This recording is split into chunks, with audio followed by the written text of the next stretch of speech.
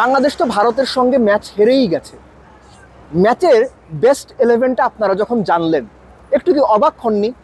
দুজন মোটে পেসার, একটু কি অবাক হননি? বাংলাদেশ রিশাদকে যদি আমরা ব্যাটার ধরি, 9 ব্যাটার নিয়ে 11 সাজিয়েছে। আপনার কি একটু অবাক হননি? বাংলাদেশ টস জিতে আবারও ভারতের বিপক্ষে ফিল্ডিং করার সিদ্ধান্ত নিয়েছে।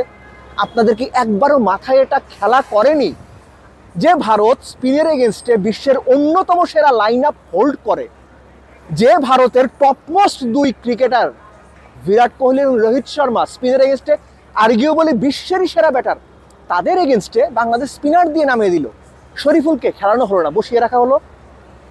যার ট্র্যাক রেকর্ড প্রবাবলি এই বিশ্বকাপে আসার আগে তাসকিনের পরই তার পারফরমেন্সই সবচেয়ে ভালো ছিল। শুধু তাই নয়, ভারতের 2 ওপেনার লেফট হ্যান্ডেড সিমারদের এগেনস্টে দুর্বল। এই তথ্যও কেউ আমলে নিল না। একই সঙ্গে তাসকিনকে ড্রপ করে দেওয়া হলো। এর চাইতে বাজে, এর চাইতে জঘন্য, এর চাইতে নেতিবাচক, এর চাইতে পালিয়ে যাওয়ার মানসিকতা দেখানো যে বেস্ট 11 আপনি আগে কখনো দেখেছেন?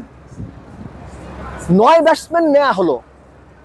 9 ব্যাটসম্যান নিয়ে আজ এখন এই যুগে টি-20 কেউ খেলে? বেশিরভাগ দল 5 জন ব্যাটার, 5 জন ব্যাটসম্যান, বোলার, একজন অলরাউন্ডার নিয়ে খেলে। আমরা সেখানে 9 ব্যাটার নিয়ে খেলতে চেষ্টা করেছি। ফাইন, 9 ব্যাটার নিয়ে আমরা নেমেছি। 9 ব্যাটার নিয়ে নামা মানে আপনি 220 হলেও চেস করতে চাইবেন। বাংলাদেশ কি করেছে? বাংলাদেশ কি করেছে 9 ব্যাটার নিয়ে? বাংলাদেশের অ্যাপ্রোচ ছিল 150 করবে, বাংলাদেশের অ্যাপ্রোচ ছিল 160 করবে।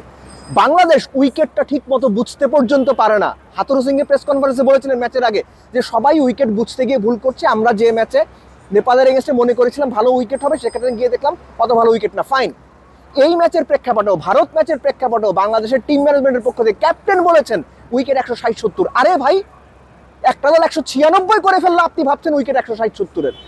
উইকেটটা তো আপনারা বোঝেন না। এই দায় কার?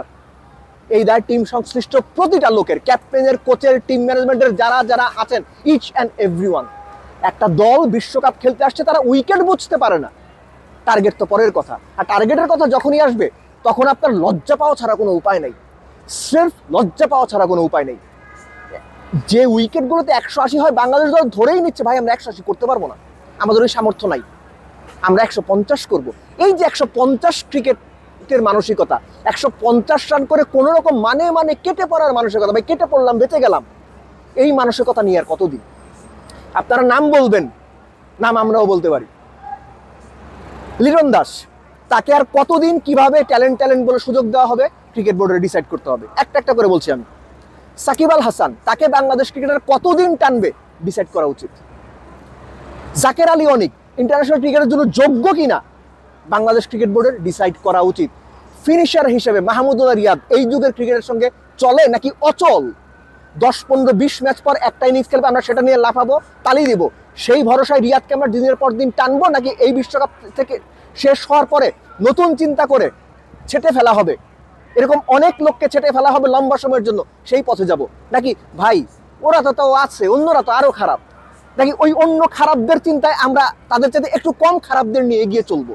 এই কম খারাপদের নিয়ে বাংলাদেশ ক্রিকেট এগিয়ে চলছে, কেননা বাইরে যারা আছেন তারা হয় ইকুয়ালি খারাপ, মানে আরো বেশি খারাপ। একটা ক্রিকেট বোর্ড তাদের 12, 14, 15 বছরে 30টা ক্রিকেটার তৈরি করতে পারেনি। এই 15 জন বাদ দিলে আপনি হাতড়ে বেরিয়ে আর 10 জন ইন্টারন্যাশনাল লেভেলের ক্রিকেটার পাবেন না। এই যে যাদের কথা বললাম, সাকিব ইন্টারন্যাশনাল ক্রিকেটার কতটুকু দেওয়ার আছে তার? মাহমুদুল্লাহ রিয়াদ ইন্টারন্যাশনাল ক্রিকেটে তার কতটুকু দেওয়ার আছে? জাকের আলী অনিক ইন্টারন্যাশনাল ক্রিকেটের টপ টিমে এসে খেলার মতো যোগ্য কিনা? রেডি প্রোডাক্ট কতটুকু রেডি সে? লিটন দাস ট্যালেন্ট বলে আর কত?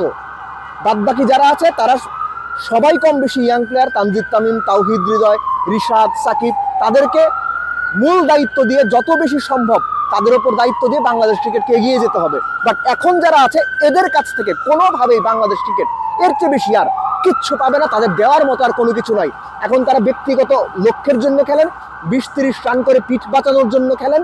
At the same time Bangladesh দল একটা পলায়নপর দল হিসেবে বিশ্বের কাছে প্রতিষ্ঠিত হচ্ছে, একটা এসকেপিং মেন্টালিটির দল হিসেবে প্রতিষ্ঠিত হচ্ছে। এমন একটা দলকে দেখানোর জন্যই বোধহয় আমাদের ক্রিকেটাররা ক্রিকেট খেলেন, টি-20 ক্রিকেটটা খেলেন। এই ধরনের ক্রিকেট খেলে আমরা শুধু লজ্জায় পেয়ে যাব। সম্পর্কগুলো যেন থাকে মমতায় ঘেরা।